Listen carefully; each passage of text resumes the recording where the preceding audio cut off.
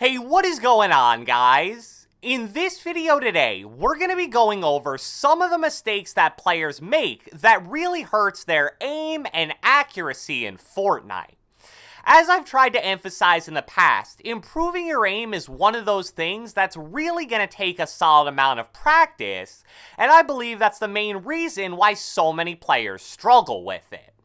But at the same time, a lot of those players will actually put in that practice time and still struggle to improve because they do certain things incorrectly when it comes to aiming, and the purpose of this video is to hopefully correct those things.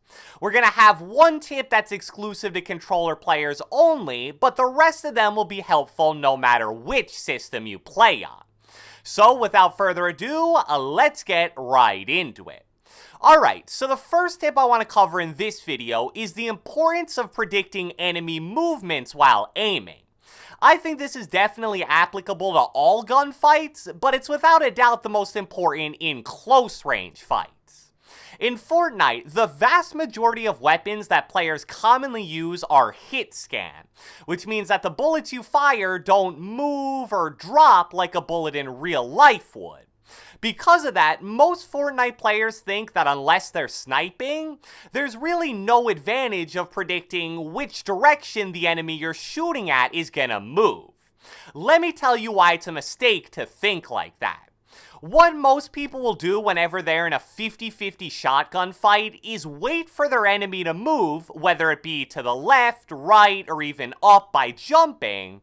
Then they'll react to that movement, try to line up their crosshair, and finally shoot.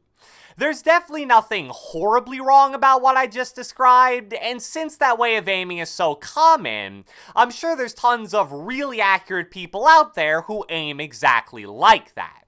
But there's actually something you can do that's better. A really good habit that I believe a ton of the best shotgun players in Fortnite have is that they'll almost subconsciously move their crosshair in the direction where they predict their enemy is gonna go before they've even moved yet.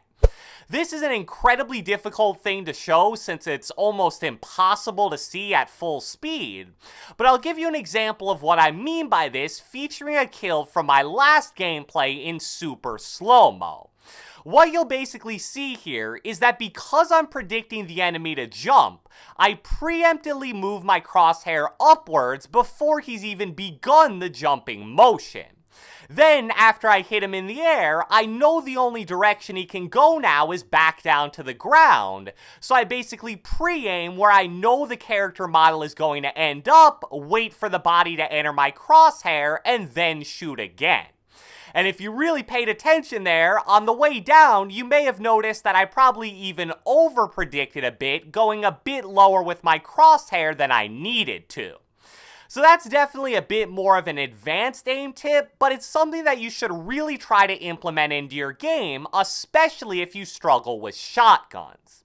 Because if you're simply reacting to where your enemy is going to move instead of actively trying to predict it, you're going to end up flick-shotting super frequently in every direction possible, which is a bad thing on any platform and is especially unreliable if you play with a controller. The next tip in this video is the one that's exclusive to controller players, and it involves over-abusing aim assist. That may sound a little weird, but let me explain what I mean by that. I believe I've made 2 different videos in the past that have basically covered the general mechanics of how to abuse aim assist, what situations to do it in, which weapons are best for abusing aim assist, etc, etc. However, since both of those videos are multiple months old at this point, a lot of things have actually changed since then. It's pretty much proven at this point that within the last few months or so, Fortnite did something to mess with the effectiveness and general strength of aim assist. Now, nobody's really sure exactly what they did, and whether it affects all controller Fortnite players or just controller on PC Fortnite players, but the fact of the matter is, abusing aim assist is no longer this super overpowered mechanic that makes your aim so much better, and honestly, in certain situations, it can actually hurt you. I know a lot of mouse and keyboard players out there will probably disagree with that, but as a controller player myself who has tons of experience with abusing aim assist and just aim assist in general, I really believe that's the truth. So let's talk about the specific situations where you should still be spamming or abusing aim assist, and also the situations where you shouldn't and just aiming normally will work better. So when it comes to shooting fully auto ARs, with the only exception being the heavy AR, here's generally what you should do. In close to medium range engagements where you're using your AR, I actually think with the way aim assist currently is, it's better to simply hold down LT/L2 instead of spamming it. I really don't think spamming ADS in these situations gives you any kind of an advantage anymore, and if anything, it makes it slightly harder for you to actually track your enemy. And I think if you really pay attention to my gameplay, especially in the last few weeks, you'll notice that I don't spam ADS in those close to medium range AR fights way more than I do spam ADS. However, long range fights are definitely a totally different thing. When you're in any kind of long-range engagement and you're using a fully auto AR, shooting it fully auto is going to be mostly ineffective.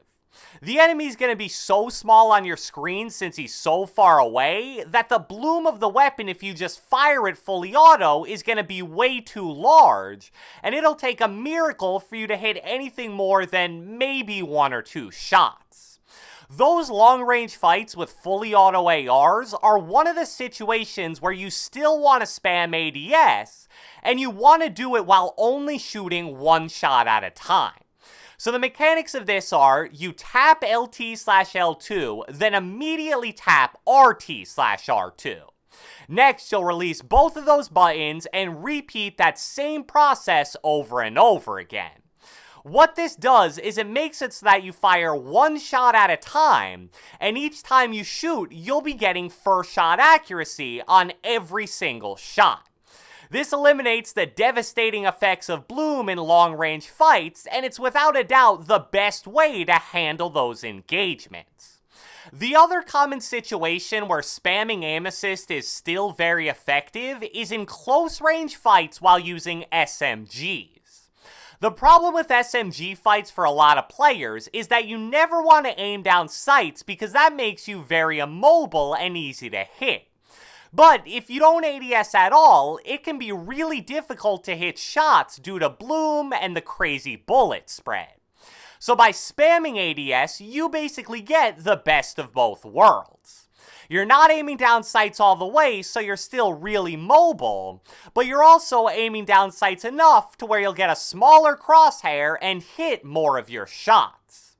The final thing I want to quickly cover is a bit more of a basic tip, but man, it's such a common bad habit that even the best players in the world will make this mistake fairly frequently. What I'm referring to here is taking aim fights that players refer to as quote-unquote bloom battles. If you're unfamiliar with that term, it basically means an even fight between 2 players using a fully auto AR/SMG, where they have very little cover and they both just aim down sights and hold RT/R2 until one of them dies. So as the name bloom battle kinda suggests, it basically comes down to whoever gets better bloom. People talk about avoiding 50-50 shotgun fights all the time, and rightfully so because they're very risky, but at least with those fights, the player with better aim will win a solid majority of the time. With bloom battles though, that simply isn't the case. Even if you have really good aim, there's so much RNG in the bloom of fully auto weapons that these are fights you want to avoid at all costs. You won't improve your aim by taking fights like these because skill and accuracy play such a minimal role in them. And even if you do end up winning a bloom battle, you probably took so much damage from it that you better hope the player you kill drops an insane amount of healing. So, I hope you guys enjoyed this video, and if you watched the entire thing, be sure to let me know with a comment down in the comment section below. I want you to rate your accuracy in Fortnite on a scale of 0 to 10. So, for example, 1 out of 10, 5 out of 10, 10 out of 10, etc. Be sure to leave a like, leave a comment, subscribe, turn on post notifications, do whatever the heck you want, and I will catch you guys next time.